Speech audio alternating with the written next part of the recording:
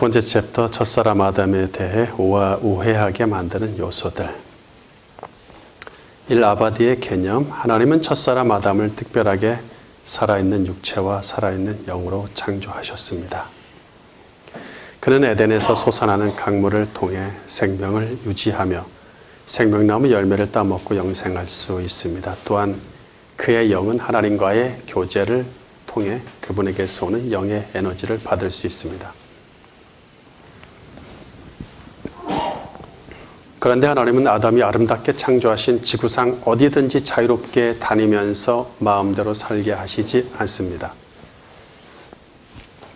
일부러 에덴 동산까지 건설하신 후 그를 거기에서 살게 하시며 특별한 사명까지 주십니다. 본문 15절. 여호와 하나님이 그 사람을 이끌어 에덴 동산에 두어 그것을 경작하며 지키게 하시고. 경작하다는 원어로 아바드인데 무엇을 섬기다, 무엇을 위해 일하다라는 뜻입니다. 아바드는 뒤에 나오는 섬김의 대상이 무엇이냐에 따라 번역이 달라집니다. 섬김의 대상으로 보통 4가지가 나올 수 있어요. 이 4가지에 해당하지 않는 애매한 거는 그냥 일하다라고 번역하면 문제 없습니다. 첫 번째 하나님이 나오는 경우, 두 번째 사람, 세 번째 넓은 장소, 네 번째 물질 또는 사물입니다. 첫째 아바드의 대상이 하나님일 경우 또는 우상이 될 수도 있겠죠. 하나님과 인간이 생각할 때 버금가다고 생각하는 그런 수준으로 볼 때 인간의 생각으로 하나님 또는 우상일 경우는 하나님 또는 그 우상을 예배하고 섬긴다는 뜻이 되겠죠. 출애굽기 3장 12절 바른 성경. 하나님께서 대답하시기를 내가 너와 함께 하겠다. 내가 이집트에서 백성들을 인도한 후에 너희들이 이 산에서 하나님을 예배할 것이니 이것이 내가 너를 보낸 표징이 될 것이다 하셨다. 여호수아 24장 14절. 그러므로 이제는 여호와를 경외하며 온전함과 진실함으로 그를 섬기라. 너희의 조상들이 강 저쪽과 애굽에서 섬기던 신들을 치워버리고 여호와만 섬기라. 사사기 3장 7절. 이스라엘 자손이 여호와의 목전에 악을 행하여 자기들의 하나님 여호와를 잊어버리고 바알들과 아세라들을 섬긴지라. 이사야 19장 21절. 여호와께서 자신을 이집트 사람들에게 알리실 것이며 그날에 이집트 사람들도 여호와를 알 것이니 그들이 희생 제물과 예물로 그분을 예배할 것이며 여호와께 서원하고 그것을 지킬 것이다. 네, 그 다음에 두 번째 아바드의 대상이 사람일 경우는 그 사람의 종이나 일꾼이 되어 일한다는 뜻입니다. 레위기 25장 39절. 너와 함께 있는 내 형제가 가난하게 되어 내게 몸이 팔리거든 너는 그를 종으로 부리지 말고 품꾼이나 동거인과 같이 함께 있게 하여 희년까지 너를 섬기게 하라. 예레미야 25장 11절. 이 모든 땅이 폐허가 되어 놀랄 일이 될 것이며 이 민족들은 70년 동안 바벨론의 왕을 섬기리라. 예레미야 34장 9절. 그 계약은 사람마다 각기 히브리 남녀 노비를 놓아 자유롭게 하고 그의 동족 유다인을 종으로 삼지 못하게 한 것이라. 네, 종으로 삼다, 섬기다. 개역개정은 섬기다란 말을 많이 쓰는데 일꾼이 되다, 일하다 이렇게 해도 큰 문제 없습니다. 세 번째, 아바드의 대상이 장소일 경우는 사람이 그곳을 위해 섬기거나 그곳이 개발 또는 개간된다는 뜻이 됩니다. 개발은 토지나 천연자원 따위를 유용하게 만든다는 말이고 비슷한 말로 개간은 거친 땅이나 버려둔 땅을 일구어 논밭이나 쓸모있는 땅으로 만든다는 말입니다. 그러니까 개간은 주로 이제 전답에 치중을 많이 하고 개발은 그 외에 다른 모든 것들도 포함이 되지만 비슷한 말입니다. 민수기 8장 15절. 너는 그들을 정결하게 하고 흔들어 바치는 제물로 그들을 드려라. 그 후에 레위인이 회막에서 섬기기 위해 들어갈 것이다. 신명기 28장 39절. 내가 포도원을 심고 가꿀지라도 벌레가 먹음으로 포도를 따지 못하고 포도주를 마시지 못할 것이며. 네, 민수기 8장 15절은 장소로 회막이 나왔고 신명기 18장 39절은 포도원이 나왔죠. 그래서 포도원을 뭐 가꾸고 개간하고 또는 뭐 회막에서 섬기고 일하고 이런 의미가 되겠죠. 에스겔 36장 33절. 주 여호와께서 이같이 말씀하셨느니라. 내가 너희를 모든 죄악에서 정결하게 하는 날에 성읍들의 사람이 거주하게 하며 황폐한 것이 건축되게 할 것인즉 전에는 지나가는 자의 눈에 황폐하게 보이던 그 황폐한 땅이 장차 경작이 될지라. 사람이 이르기를 이 땅이 황폐하더니 이제는 에덴 동산 같이 되었고 황량하고 적막하고 무너진 성읍들의 성벽과 주민이 있다 하리니.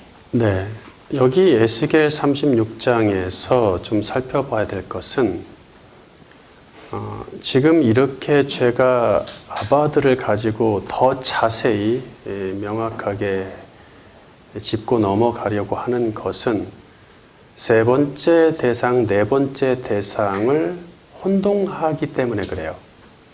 번역자들이, 성경 번역자들이 세 번째 대상, 네 번째 대상을 혼동합니다. 세 번째는 장소가 나오는 거죠. 넓은 장소가 나오고 네 번째는 물질이 나오는 경우가 얘기가 달라집니다. 첫 번째, 두 번째, 세 번째 이건 뭐 비슷비슷하게 번역이 되지만 이게 세 번째냐 네 번째냐에 따라서 근본적으로 번역의 해석에 차이가 생깁니다. 그래서 에스겔 36장 같은 경우에 개역개정은 34절에 전에는 지나가는 자의 눈에 황폐하게 보이던 그 황폐한 땅이 장차 경작이 될지라라고 경작이라고 아바드를 번역을 했어요. 이스라엘이 불순종함, 이 에스겔 36장은 무슨 내용이냐면 이스라엘이 불순종함으로 심판을 받아 황폐하게 되었지만, 그러니까 이거는 눈에 보이는 황폐도 있지만 영적 황폐가 더 크겠죠. 다시 회복하리라는 말씀이에요. 다시 회복하리라는 말씀. 상징적인 의미가 되게 강합니다. 다시 회복하리라는 말씀. 근데 회복될 세상과 그 땅은 에덴 동산 같이 회복되어 성읍과 성벽이 건설되고 사람이 많아져서 사람이 살만한 세상이 된다는 얘기죠. 그 얘기를 하고 있어요. 근데 34절에 개역개정에 경작하다라는 번역은 농경사회를 염두에 둔 번역으로서 회복된 세상이 농경사회로 변모하는지 여부는 중요치 않죠. 애써서 이렇게 의역을 할 필요가 있냐는 거죠. 농경사회에 대한 인포메이션을 주기 위한 예언의 말씀이 아니란 얘기예요. 중요치 않습니다.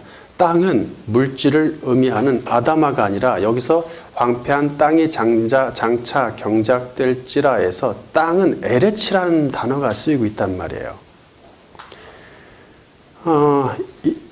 그래서 장소를 의미하는 게 더 강하죠. 에레치는 물질, 사물이라고 보기 어렵잖아요. 이때 아바드는 개발되다나 건설되다로 번역해야 합니다.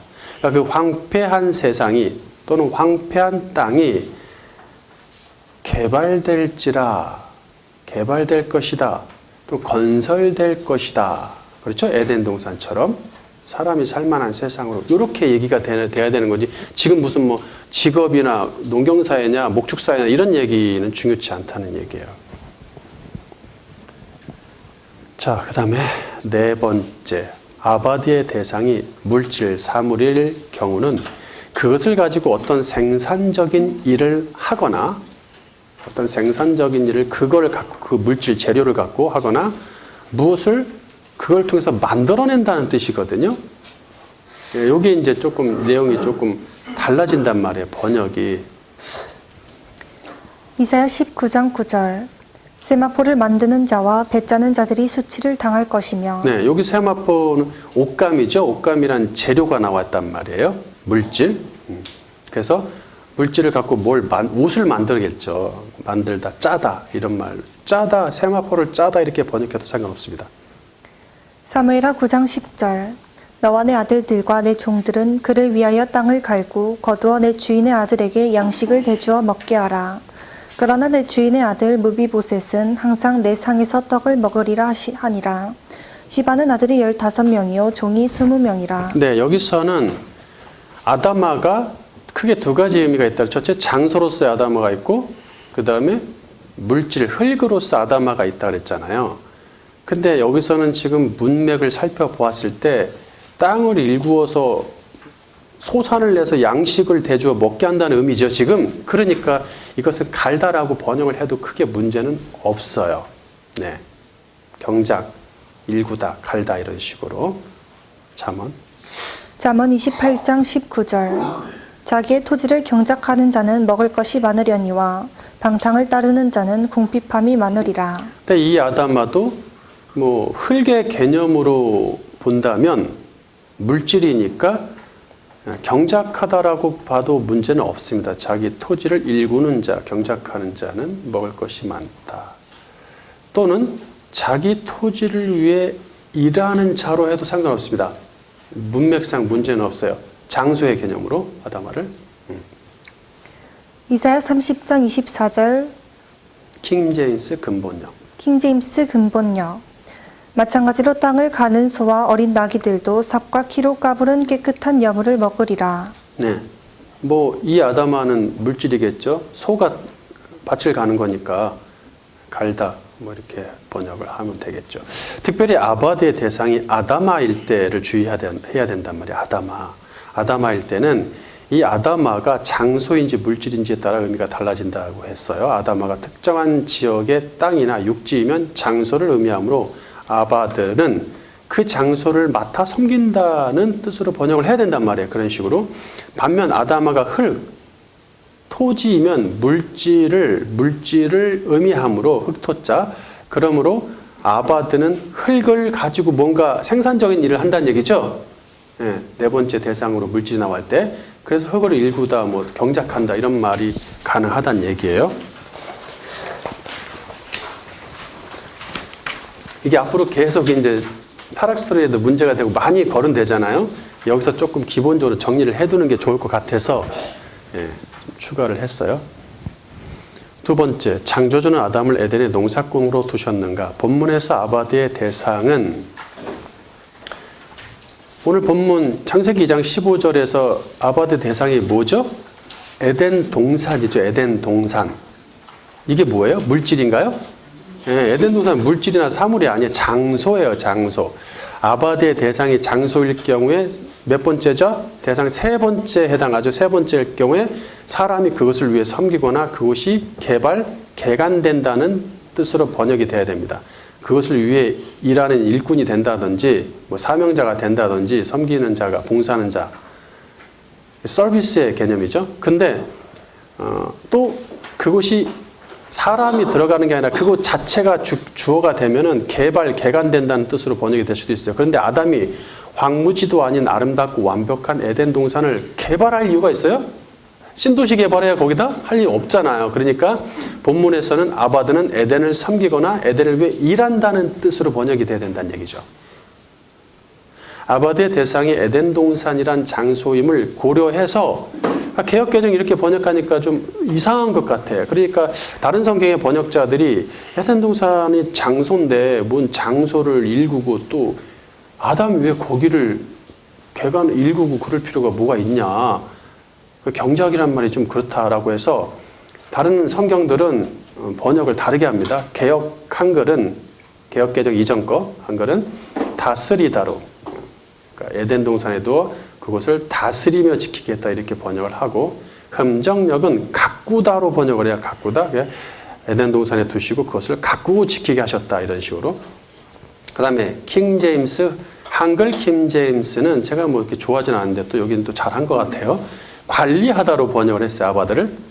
그러니까 그것을 관리하고 지켰다는 식이죠. 그 다음에 세 번역은 맡다, 도맡다 이런 거. 그래서 그것을 맡아서 돌보게 하셨다 이렇게 번역을 했습니다. 밑에 각주를 참고하세요. 자, 영어 성경들은 어떠냐? 영어 성경들은 문제 없습니다. 대부분 뭐 일하다, 워크, 섬기다, 서비스의 개념으로 잘 번역을 합니다. 에덴 동산을 장소로 보고 있죠. 이렇게 잘 번역을 하고 있어요. 반면 개역개정이나 이 바른 성경이 또 여기서 에덴을 물질로 봐가지고 경작하다는 말로 잘못 번역이 되죠. 본문 15절 여호와 하나님이 그 사람을 이끌어 에덴 동산에 두어 그것을 경작하며 지키게 하시고. 네. 이게 참 사전에서 경작하다란 땅을 갈아서 농사를 짓다란 뜻입니다. 개역개정은 창세기 2장에서 농경 문화를 말해주는 그 전에 언급을 했었죠. 옛날에 뭐죠? 채소, 밭, 갈다, 경작하다 이런 말을 그런 인류학적 용어를 의도적으로 사용하는 경향이 있음을 지적했어요. 뭐 천지창조하고 계신데 벌써 채소가 나오고 채소는 사람이 농경사회로 들어가면서 생기는 말이어야 되는데 밭도 마찬가지죠. 밭에다 채소를 심으니까 가는 것도 같은 의미고 경작도. 이런 번역은 창조주가 애초부터 아담을 에덴의 농사꾼으로 쓰기 위해 창조하셨고 또 그가 훌륭한 농사꾼이 되길 바라는 마음으로 거기 두셨다고 오해하도록 만든다는 얘기예요.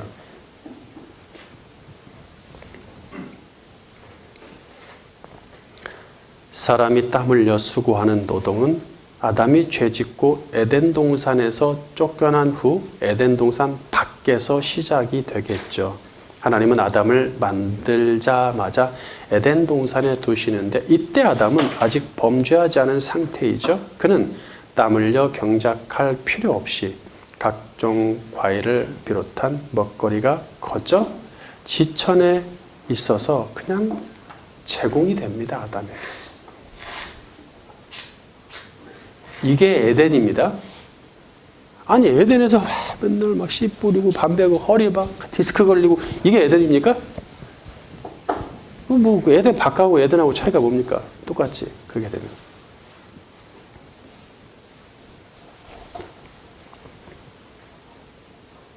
이런 번역이 나온 게 인류학적인 용어를 쓴다는 것도 있지만 또 다른 중요한 얘기도 있는데 제가 그 얘기는 잘 안 하려고 그래요.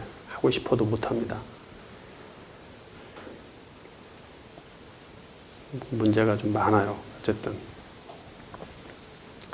사람이 범죄 이후에나 발생할 노역하는 농사가 에덴과는 어울리지 않죠. 하나님은 아담을 절대로 에덴 동산의 농사꾼으로 두시지 않았음을 명심해야 합니다.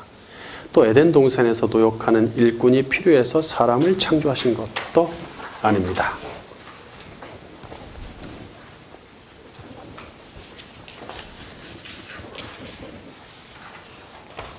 이처럼 아담의 이야기에서 농사 언어로 잘못된 번역들은 아담을 올바르게 이해하는데 방해가 되면서 성경의 시작과 인류의 시작부터 진리를 왜곡시키기 시작한단 말이에요. 즉 성경의 첫 단추를 잘못 끼우게 만든다는 얘기죠. 인류의 조상인 아담을 명확하게 알지 않으면 둘째 아담이신 그리스도를 제대로 알지 못합니다. 이게 다 연결이 돼 있어요. 그냥 호락호락하게 그냥 지나가고 뭐 창세기 1, 2장 그렇게 별로 그렇게 중요시 여기지 않잖아요. 오늘날 교회들이. 그런가 보다 하고 지나가지. 뭐. 아담 잘못해서 우리가 원죄는 갖고 있었네. 뭐 이 정도 인정하는 거.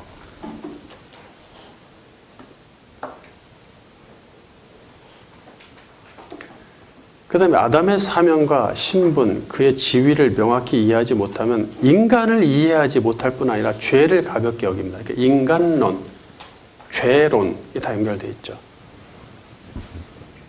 거기다가 어디로 어떻게 발전되냐면 구원론으로 발전되는 거예요. 인간론, 죄론, 구원론. 이런 아주 중요한 기독교의 근본 교리들을 깊이 있게, 심도 있게 연구하거나 이해하기 어려워집니다.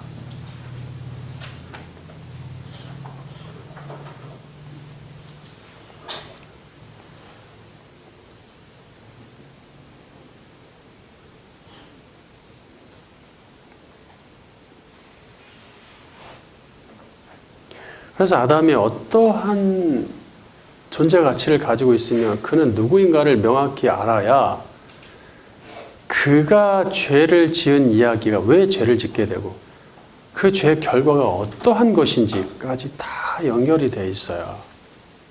그것의 깊이가 달라집니다. 시작을 어떻게 하냐에 따라서.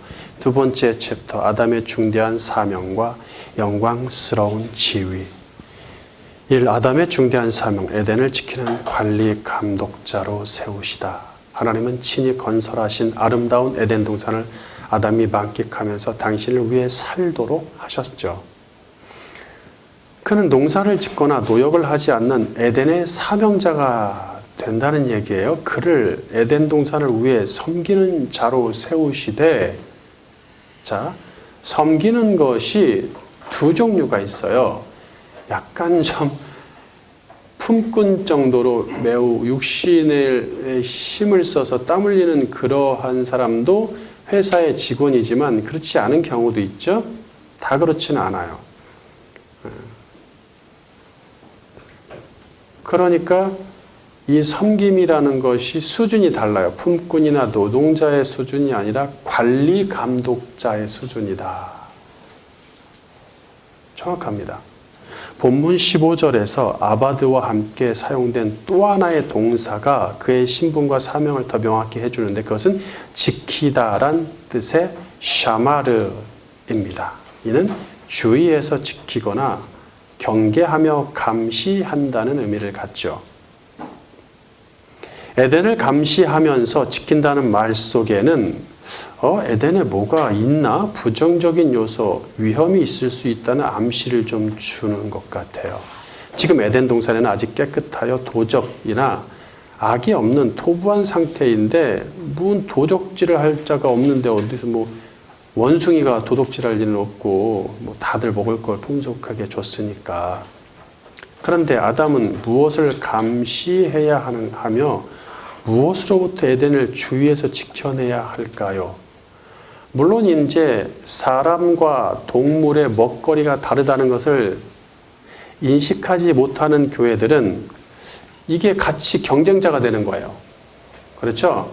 자, 오늘날 어떻게 됐어요? 그래서 경쟁을 하다 보니까 우리가 자연과 산을 훼손해서 거기가 사람들의 욕구를 충족하는 장소로 변하고 사람들이 그냥 가서 도토리 다 주워오고 다 주워오니까 먹을 게 없는 거야, 동물들이.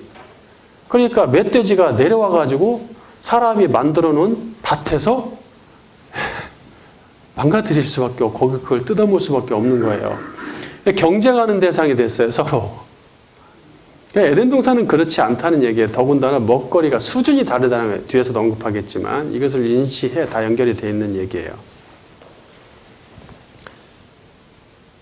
자, 아담이 에덴에서 뭘 그러니까 감시하며 지켜내야 되냐? 아담이 에덴에서 쫓겨날 때 에덴을 지키는 천사들이 나옵니다.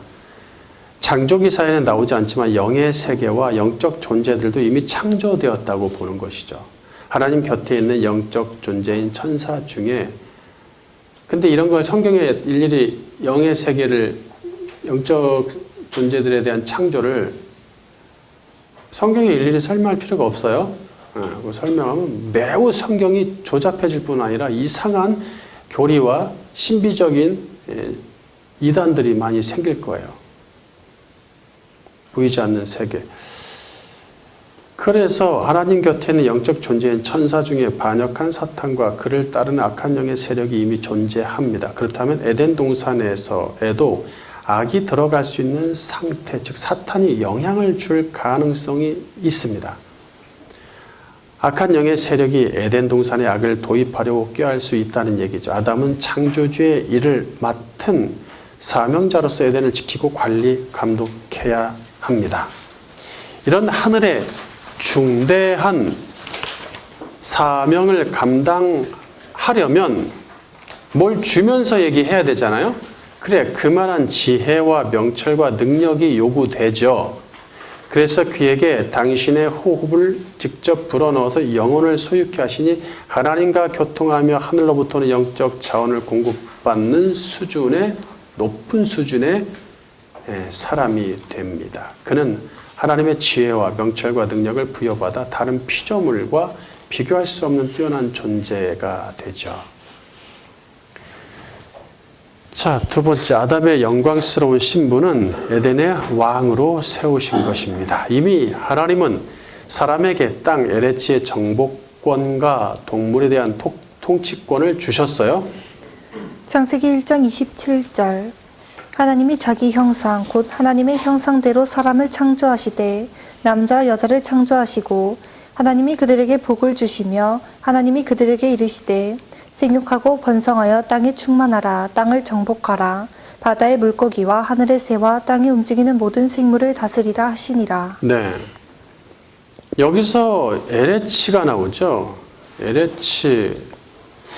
땅을 얘기할 때 땅에 충만하고 땅 정복할 때 에레치입니다. 지구의 에레치를 의미하므로 아담의 발이 닿을 수 있는 온 세상을 말하겠죠. 그러니까 권한은 줬지만 물론 에덴 동산에서 일을 하죠. 에덴 동산에서 살고 있어요. 그렇지만 권한은 다 주신 거예요. 아담은 에레치, 땅의 정복자이며 통치자이지만 혼자 온 지구를 다 정복하고 통치할 수는 없죠. 이렇게까지는 이거 무슨 어마어마한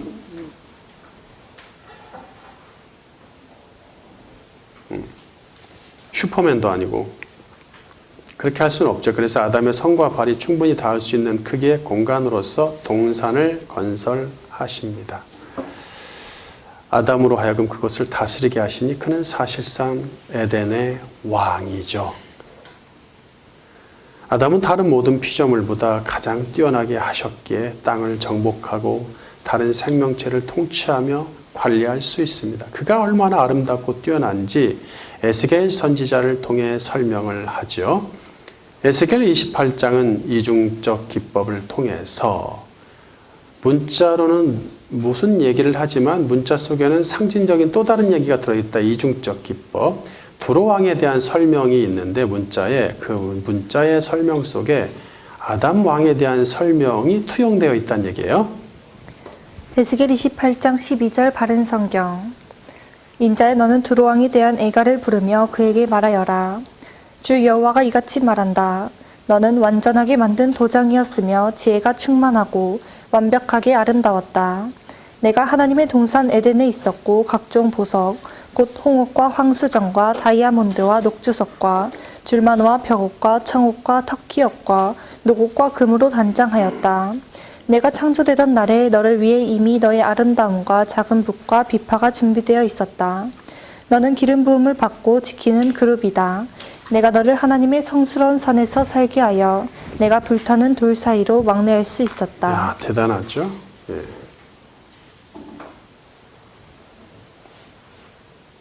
거의 천사 이상의 많은 능력을 주시죠. 자, 하나님에게서 영혼을 받은 아담은 하나님의 버금가는 인격체로서 하나님의 영의 호흡을 받았죠. 그래서 영이 있어요. 그래서 그는 하나님의 버금가는 인격체로서 하나님의 완전한 도장이라고 얘기를 해요. 그룹은 원어로 케르브인데 하나님에게서 특정한 사명을 받은 존재를 말합니다. 주로 이제 천사들이라고 예측을 하지만 그것도 가봐야 돼요. 천국 가봐야 알 수 있어요. 그렇게 예측은 합니다만. 그런데 그 천사 정도 수준으로 이 설명을 할 정도니까 아담은 중대한 사명을 감당하도록 온 땅의 어떤 피조물보다 더 아름답고 영광스러운 신분을 받으니 아담 왕 앞에서 모든 생명체가 굴복합니다. 피조세계의 굴복 정도 아주 대단하죠. 그러니까 이게 아담을 이렇게까지 보지 못하면 안 된다는 얘기예요. 이게 중요한 아담의 정체입니다. 정체에 대한 정보들이에요.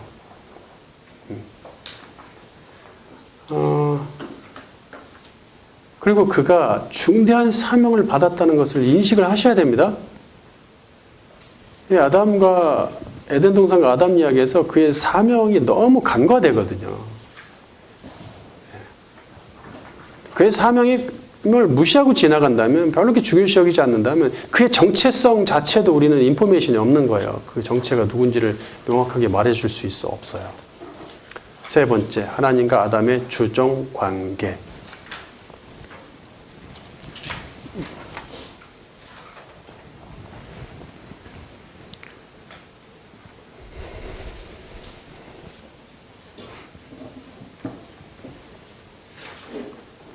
일, 에덴 동산 중앙에 있는 두 나무.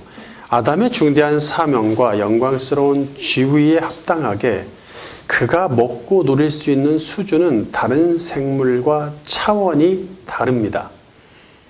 동물은 풀 종류만 먹을 수 있지만 초본, 목본, 초본 이렇게 있죠. 풀 종류만 먹을 수 있지만 아담은 풀을 비롯해서 나무에서 나는 것을 먹을 수 있어요. 나무든 껍질이든 열매든 줄기든 잎사귀든 뿌리든. 창세기 1장 29절. 하나님이 이르시되 내가 온 지면에 씨 맺는 모든 채소와 씨 가진 열매 맺는 모든 나무를 너희에게 주노니 너희의 먹을거리가 되리라. 또 땅의 모든 짐승과 하늘의 모든 새와 생명이 있어 땅에 기는 모든 것에게는 내가 모든 푸른 풀을 먹을거리로 주노라 하시니 그대로 되니라. 네. 여기 씨 맺는 모든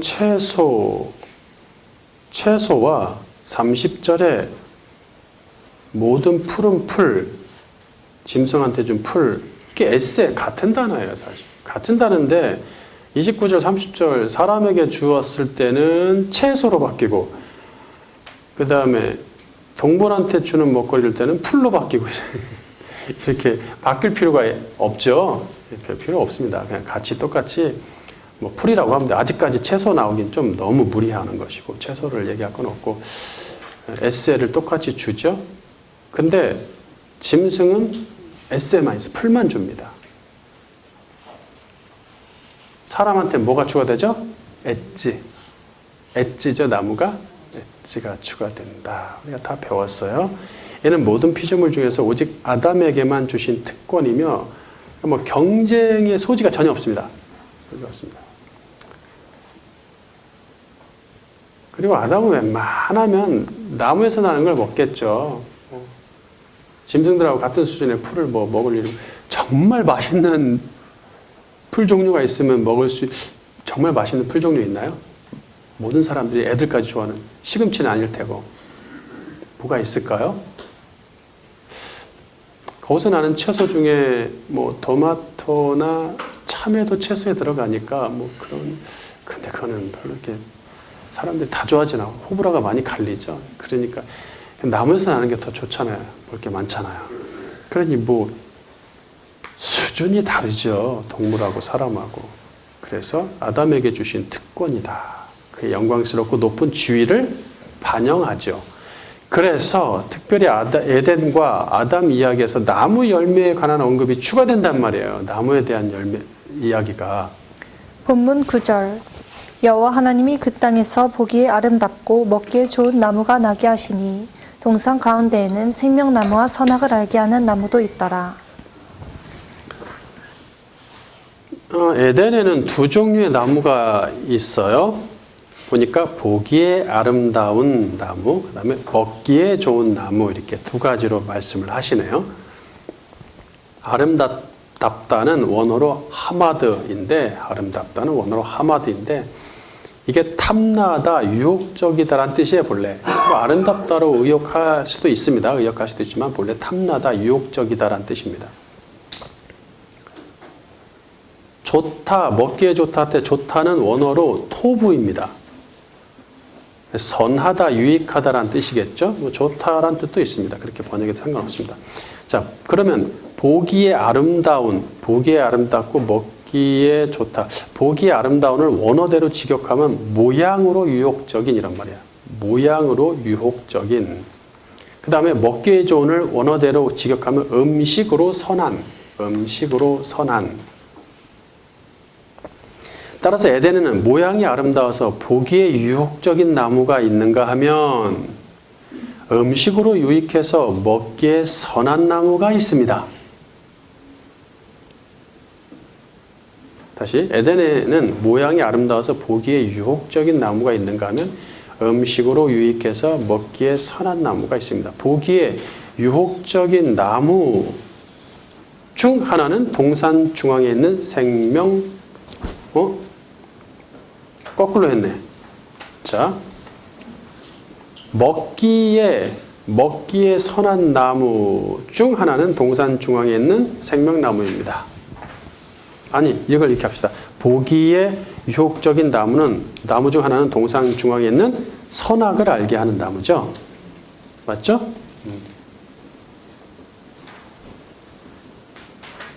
그 다음에 반면 먹기에 선한 나무 중 하나는 동산 중앙에 있는 선악을 알게가 아니라 생명나무이겠죠. 네.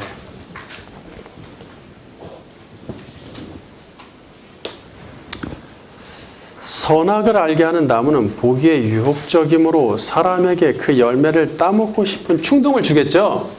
나 좀 따보고 나 좀 먹어봐. 나한테 관심 좀 줘. 이렇게 계속 할 거 아니에요.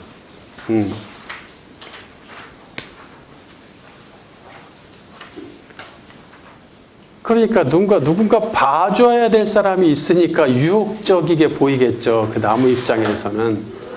그렇잖아요. 하나님은 아담에게 이 열매를 먹지 말라고 명령하십니다.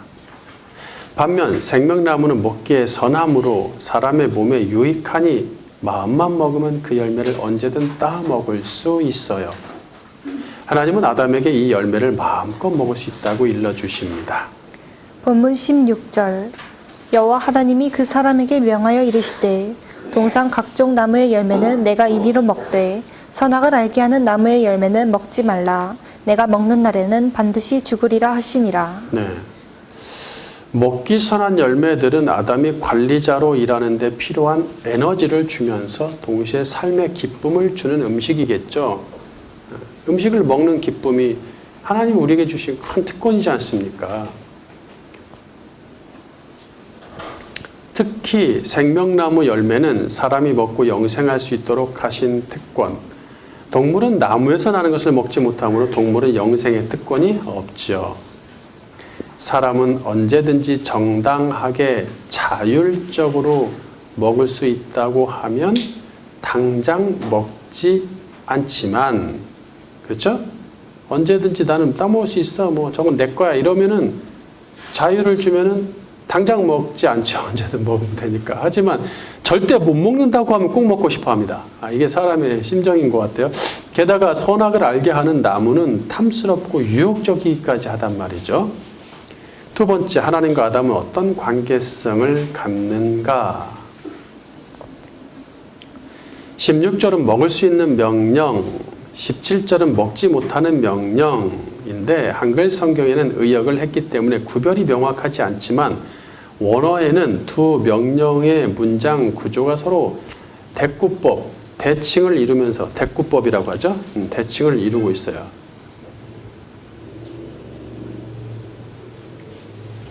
자, 16절에 먹다는 원어로 아칼인데 연속 2번 언급하십니다. 그러니까 임으로 먹되 임의로라는 말이 좀 어렵습니다. 임으로라고 이렇게 번역을 했는데 어쨌든 임으로가 원래 아칼이에요. 먹다. 먹되도 아칼이고. 그 다음에 17절에 보면 먹으면 죽는다 할 때 죽다는 원어로 무트인데 이것도 연속 2번 언급하세요.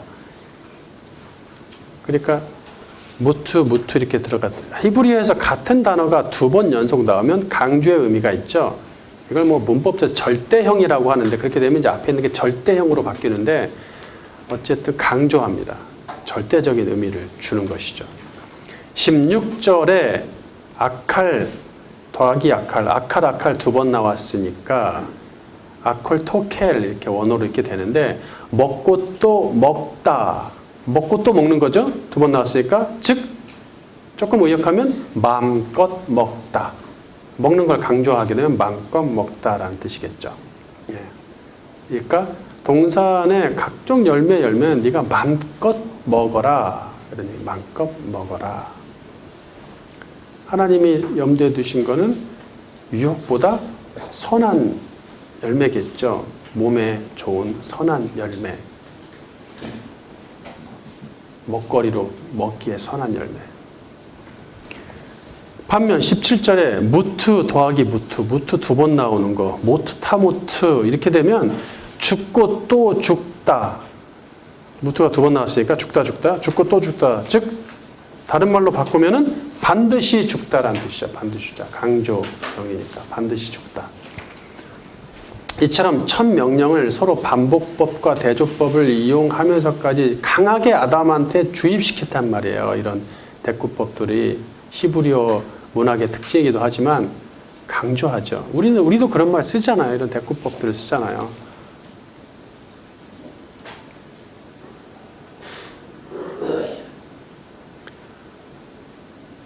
하나님은 아담이 먹기에 선한 나무의 열매들을 음식으로 취하기를 원하셨습니다. 그러나 오직 선악을 알게 하는 나무의 열매는 유일하게 먹지 말라고 금하십니다. 선악을 알게 하는 나무에 대해서는 나중에 공부를 하겠지만 선악과가 아니죠. 원래는 선악을 알게 하는 나무. 선악과라는 말은 없는데 이제 줄여서 그렇게 우리가 편의상 얘기할 뿐이겠죠. 아담이 에덴의 관리 감독자로 중대한 사명을 받고 에덴을 정복하고 통치하는 영광스러운 왕의 신분을 받았습니다. 하나님과 버금가는 아담의 지위와 특권은 하나님과 아담의 관계를 모호하게 만들 수 있으며 아담은 에덴뿐 아니라 에레치에서 자신이 가장 우월하다고 느끼기에 충분하죠. 네, 지금까지 주로 그의 어떤 특권, 영광스러움을 지금 제가 많이 얘기를 했어요. 왕. 하지만 이 모든 오류를 정리해주는 매개체가 있으니 바로 선악을 알게 하는 그 한 그루의 나무입니다. 많이도 필요 없어요. 하나면 돼요. 아담은 동산 중앙에 있는 이 나무를 매일같이 볼 터인데 그때마다 자신을 창조하신 주인이 계심을 인식하겠죠. 그 명령이 생각나. 자꾸 눈에 띄어. 안 보고 싶어도 먹지 말라고 그래서 안 보고 싶어도 자꾸 눈에 띄어. 왜? 유혹적이니까 나무의 모습이, 외형이.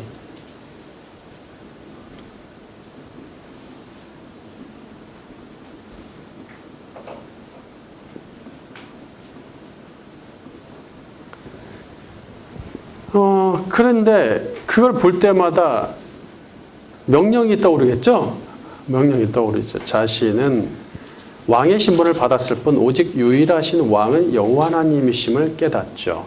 왕은 어느 누구의 명령을 받지 않으며 왕이 명령 받습니까? 순종할 의미도 없죠. 왕은 그런 의미가 없습니다. 반면 아담 왕은 왕이신 하나님의 명령을 받으며 순종한 의미를 갖는단 말이에요. 왕 같은데 왜 명령을 받고 순종할 의무를 갖냐? 하나님만이 절대 왕이시기 때문에 절대 왕이 계시다. 그분만이 절대 명령자이시다.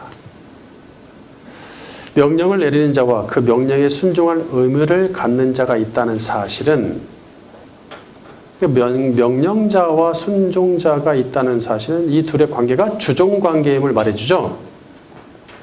하나님이 내리신 먹지 말라는 유일한 명령은 창조주 하나님과 피조물 아담을 명확한 주종관계로 맺어줍니다. 세 번째, 마지막, 오늘은 길지는 않아요. 영광스러운 신분의 박탈과 그리스도를 통한 회복. 아담은 하나님과 주종 관계임을 무시하고 하나님과 동등하게 되려고 그 열매를 따먹죠. 결국은 이로써 하나님께 받은 중대한 사명을 저버리고 불순종의 죄를 짓습니다. 사명이 있었단 말이에요. 중대한 사명. 그러니까 중대한 사명이 에덴을 지키는 것은 악으로부터 지켜야 되는 것이었는데 결국 자기가 악을 가져오는 원인이 돼버렸죠. 이후 아담은 영광스러운 신분과 지위를 박탈당합니다. 그 영광스러운 신분을 가능케 했던 영이 죽어 영광스러운 신분을 가능케 했던 것이 뭐죠?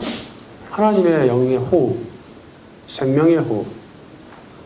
그것은 짐승이나 다른 피조물한테는 안 불어넣으셨기 때문에 이건 사람이 월등하게 다른 피조물보다 월등하다는 증거가 된단 말이죠. 근데 그 영이 죽으니 기능 상실이 됐어요. 이후 모든 아담의 후에도 영이 죽으며 육도 언젠가 죽어야 할 운명이 됩니다. 사람이 영광스러운 신분을 박탈당한 것도 억울한데 이제 사망을 향해 달려가는 신세가 되죠. 하지만 창조주는 아담들의 운명을 그대로 두고 보시지 않고 그들을 살려내기로 합니다.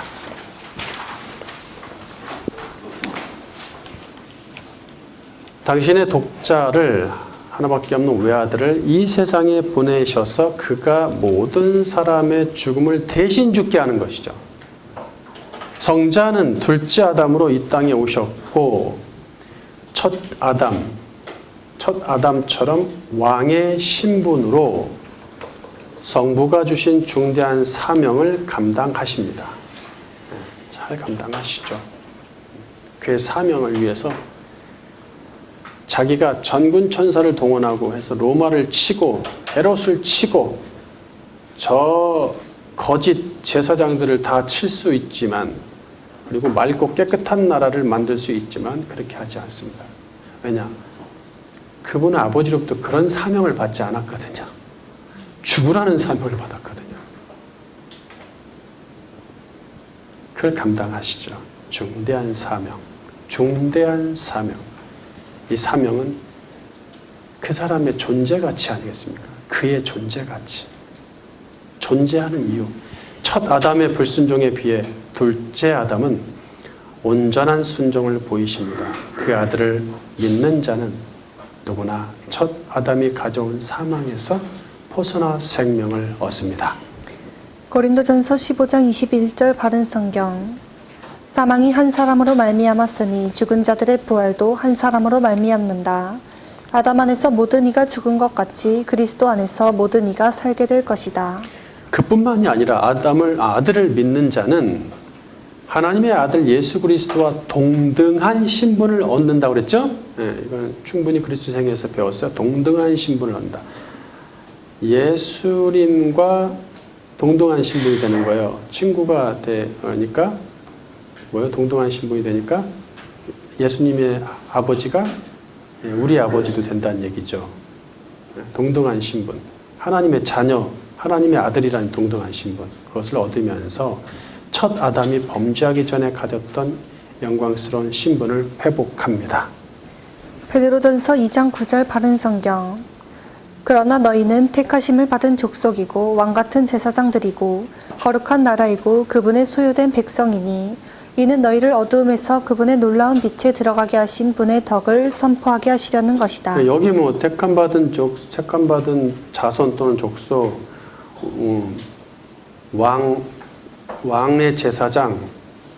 왕의 제사장인데 원어는 왕 같은이라고 번역을 할 수도 있지만 거룩한 나라, 그분의 소유된 백성, 이게 다 구약에서 나온 얘기예요. 사실은 다 구약에서 설명하고 있는 근거 구절들을 가져온 건데 시간 관계상 여기서는 지면이 다 들어갈 수 없고 복잡해져서 뺐는데 제가 한번 설명을 해드릴게요. 기회가 있을 거예요. 이게 우리가 너무 잘 아는 구절이라서 오해가 많이 되고 있기 때문에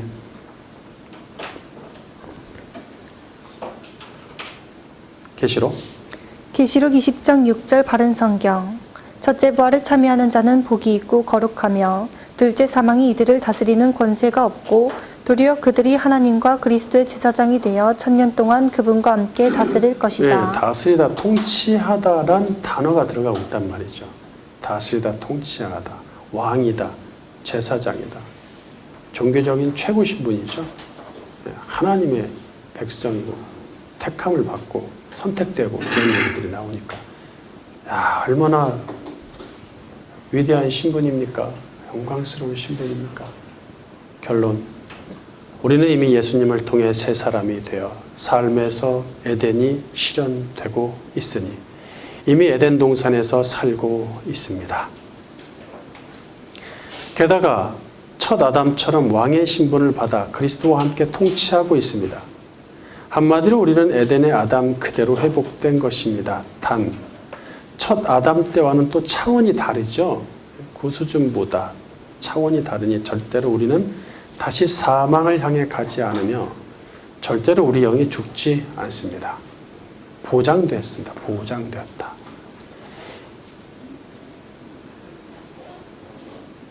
이미 생명나무를 획득했고 우리 안에 예수님이 계셔서 생명수까지 공급하시니 생명나무 이야기, 생명수 이야기에서 다 설명을 드렸죠. 영생할 수 있어요. 영생.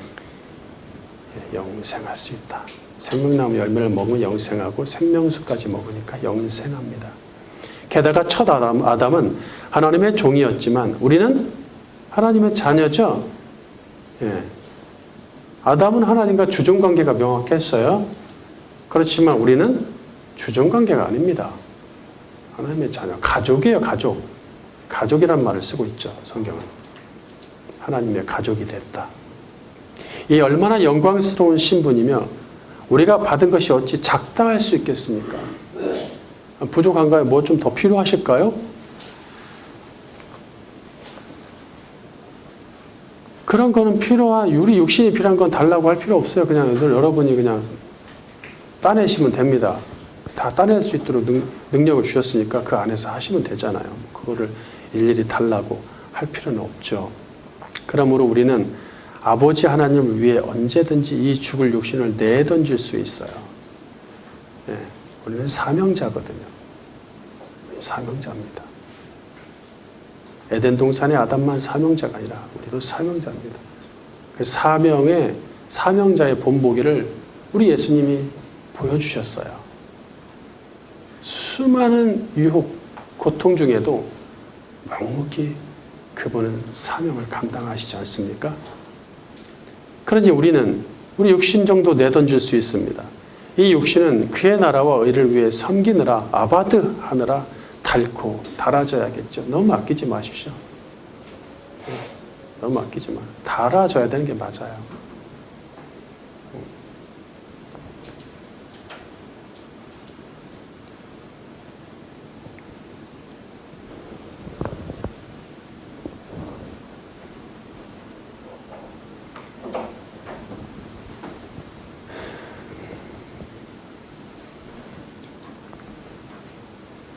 에덴을 위한 목숨을 건 우리의 섬김 아바드가 하늘에서 해같이 빛나기를 주님의 이름으로 축원합니다.